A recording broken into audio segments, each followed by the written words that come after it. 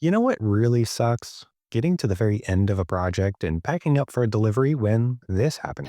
Oh,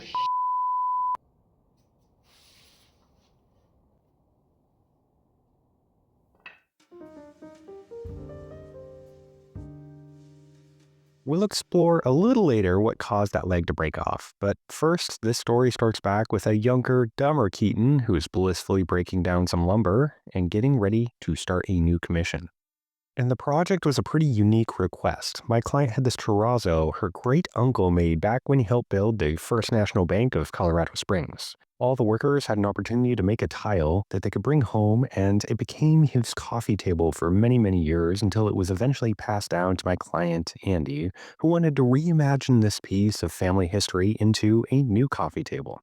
The idea was to create a hefty X-style base that would support the 80-pound tile and make it in a dark wood to complement their living space. With a plan, I was off breaking down boards and milling their faces flat, but now it's time to rip a nice clean edge, which I'm going to do at the table saw. Well, with the help of a level. What you want to do is make sure the board has two solid points of contact against the level. If it rocks, then it's going to make for a dangerous cut.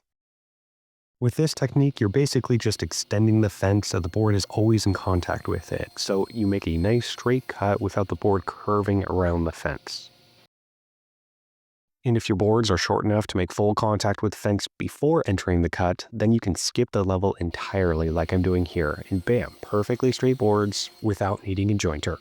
And with one edge straight, I ripped the board slightly wider than I want them to be because I'm going to glue these together to double their thickness, and leaving them wide gives me a little bit of wiggle room so I can trim them to final size later. Oh, and I also paid close attention to the grain to keep all these straight parts of the board and cut off the flat sawn part. That way I have the most stable, best looking, and strongest part of the board for the project.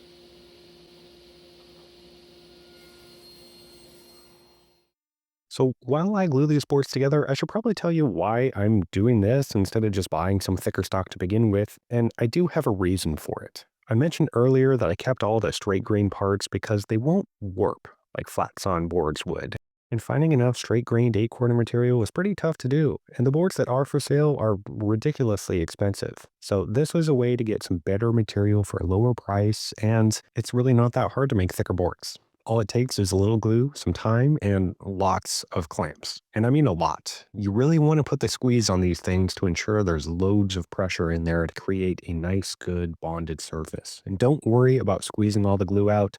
There's so much surface area, it would be nearly impossible to do.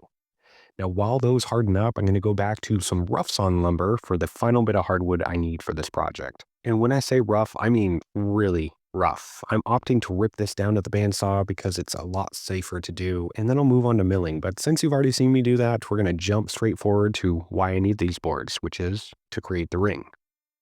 Up until this point, it's been all prep work, but this is the beginning of the most complicated part of the project, and it starts with an ISOC, ICO, isosite, isosite treasure heat, whatever that says, which, as we all know, is a 24-sided polygon. I settled on 24 sides with a little help from my friend, the segment calculator, which is a pretty cool tool, and I'll link to it down in the description of this video. But basically, I wanted a lot of sides, so I had less material I had to trim off when I rounded the ring.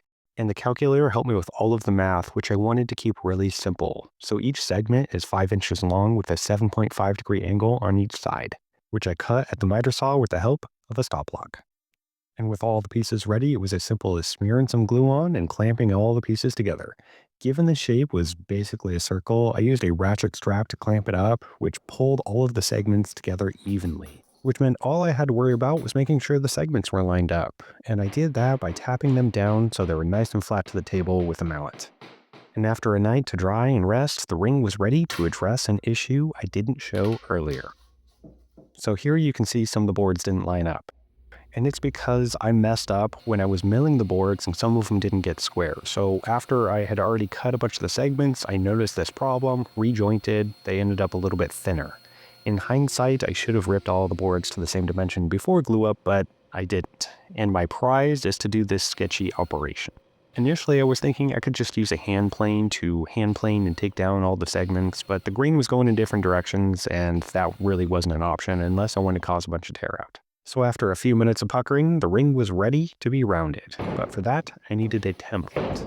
And to make the template, I'm using a circle jig. This is going to be the first of two templates, and this one is going to be for the outside of the ring. And here's a little tip. I'm not actually shooting to make this circle the perfect size right off the bat. I'm actually going to make it a little bit smaller than I want the ring to be because I have these bushing guides. And what they do is they push the bit away from the template material. And what's neat about that is you can use a bigger than necessary bushing to push it a little bit further away to cut a bigger radius around the circle, which means you can fine tune your cut on your workpiece rather than worrying about tinkering around with this jig. And here you can see the bushing in action, and I'm not going to cut all the way down right now. I'm actually just going to establish the edge and I'll flush trim this later. But first, I need to take this piece of plywood and resize it. So I only bought one sheet of plywood for this project, which is enough for the two templates, but I also need a circle that the terrazzo is going to sit on. So I'm taking a rabbiting bit, taking the rabbet all the way around the outside to size it down, and once I get it to the exact same size as this piece of terrazzo, I will flush trim off the rabbet and make it the exact right size.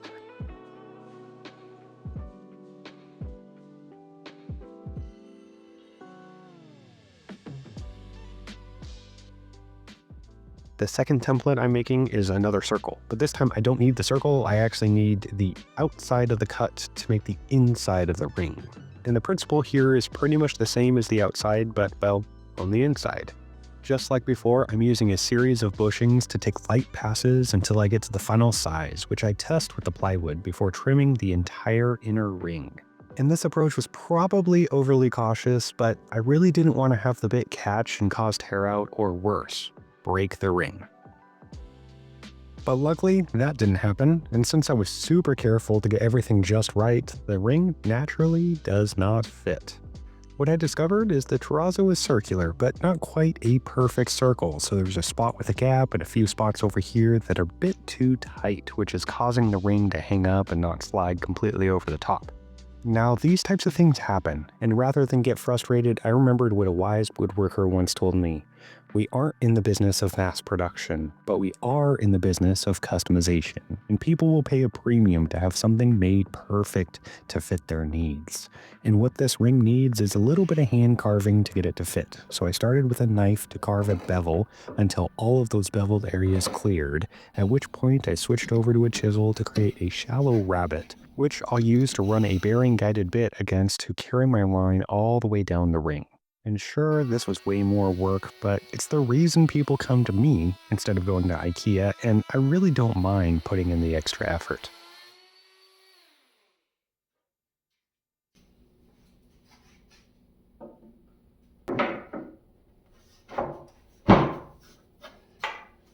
And with that, the ring is done and I can set it aside while I make the base. And remember how I made those blanks just slightly bigger than they needed to be? Well, here's my first reason. All this squeeze out. I could have wiped it all off, but instead I just left it and I'll trim it off instead. And the second reason is in case any of the boards shifted around during glue up, well, now I can joint and re-rip so that everything is nice and square. Now I can take the final size lumber and cut the ends at a 30-degree angle so the base sits nice and wide so it can support the edges and keep the whole thing from tipping. To figure out the overall length, I used my bench to pretend like this leg was sitting on the floor and then measured up on one end until I hit 14 3/4 inches. And that's exactly how tall I want the base to be so that the tabletop will end up being 16 inches off of the ground. And then since I didn't want to have to replicate any of the math, I used the first leg to transfer the cuts to the second, so I had two identical pieces ready for joinery.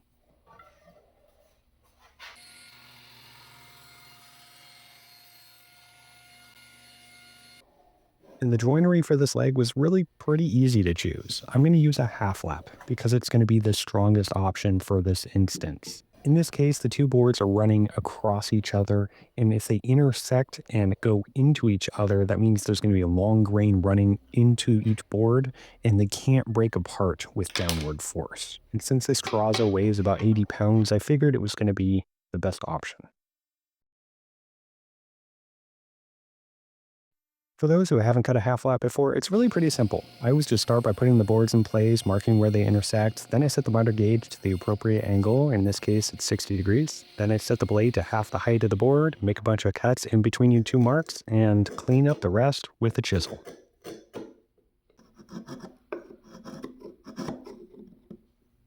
And just like that, this joint is ready for glue, but I realized it would be hard to do a few things after it was together, like trimming the sharp ends off and doing a little bit of sanding, which I won't bore you with. But my point is, it's always good to think ahead so you don't accidentally build yourself into a corner.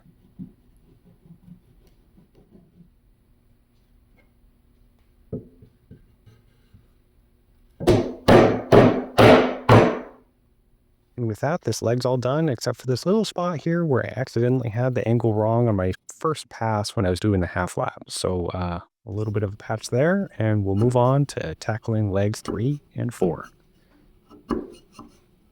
So at this point, this X part of the base is going to be the main structure, but I need additional legs that are going to match this and turn it into a four-sided X, but I made some test cuts on a couple of off cuts that are the same length as these. And the reason why I did this is because I wanted to make sure that it had the right angles at the right spots. On the first one I made the angles opposite of each other, which didn't quite work out, so I changed it around on the second attempt, and this one worked perfect. So the reason why I showed that is because I usually don't show when I make test cuts, but when I have lots of different angles going on and various lengths and everything has to be spot on, then I like to make a little test piece. And that way I can make sure that everything's going to work exactly the way that I want it to. And I have a little story stick that I can use when I'm making all of the rest of the cuts, because this is the exact perfect length that I need. So I can make the rest of my legs exactly this length, and I don't have to do any math from here on out. So just like before, I cut the steep angles first to establish the top and the bottom of each leg, and then I'll change the miter gauge for the second cut, and this is where that test piece comes in. I use it to establish the length of the legs by first pushing it up against the teeth of the blade and then carefully backing the miter gauge away from the blade, placing the magnet to act as a stop, and then I cut the remaining pieces all the same length.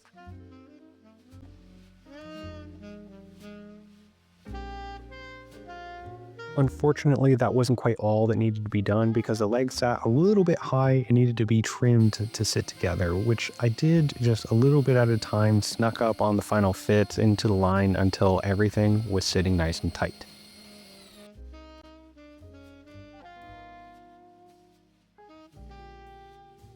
Now here is where things start to go wrong. Well, not in this process, it actually worked surprisingly well. But what went wrong is, well, as you know, the dowels will break. And I really thought about doing mortise and tenons, but I decided I didn't want to do the work with all of those angles, and I rationalized in my head that this would hold just fine.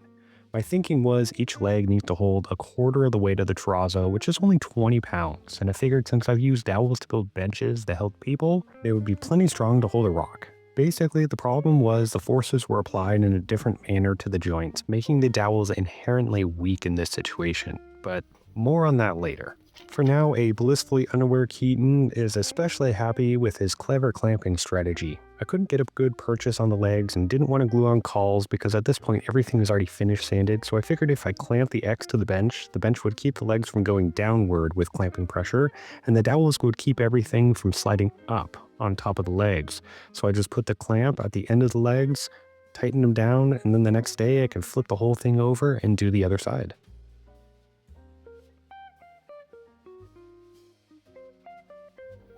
And that means this project is pretty much done. All that's left is to screw the plywood down and apply some finish, and then you can see how all of this works.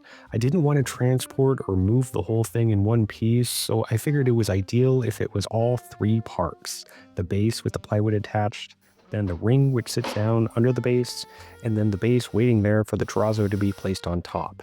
Then the ring just slides up and is secured from underneath with some screws directly to the plywood. It all worked out exactly as I wanted it to until it was time to take everything apart and wrap it up for delivery when this happened.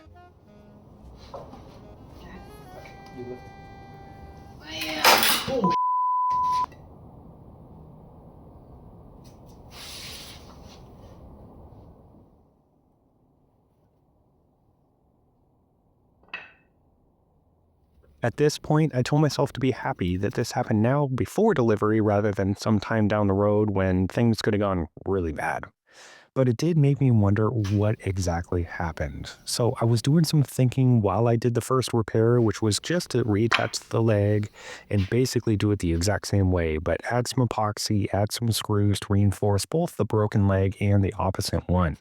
And then eventually I realized this repair had the same flaw as the original design, but it had to do with the forces being applied to the table. Typically, the force on a table is downward, trying to compress the table, and the structure naturally resists it. But on this table, the downward force needs to traverse an angle down from the upper support into the center and down out the leg, which means the force is going to pull the leg out of the joint, so the joinery actually needs to go the opposite way of how it is. Which is why I'm adding these blocks and screws to put metal across the direction of the force, so the only way it can break is if these screws snap. And then I wanted to make sure that I was right in my theory, and I tested everything, and as you can see, this held up just fine. And finally, we made it to the second ending, where I get to share the lessons I learned in this project. And the most obvious one is I clearly need to take a refresher physics course. But my second lesson was to put less faith in my work. I mean, if this one could fail so catastrophically without me even knowing, what else could go wrong in some of my past work? Hold on, hold on. When life knocks you down, you don't just lay there and take it. You get back up and you keep fighting. And this project has continued to throw punches at me. But you know what? I am not going to let it be me. You seriously cannot make this stuff up. So when that base broke earlier, well, I was distracted and I forgot to mark exactly where the ring is supposed to go in relation to everything else. And obviously it was made to fit. So when I went to the client's house, I didn't have a mark. I tried to force it into place and it broke.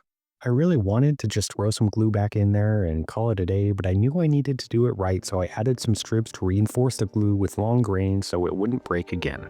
And that's the lesson in this one. Don't let the mistakes win by covering them up or repeating them. Instead, take the time to do it right and it'll come out exactly how you wanted it to in the end.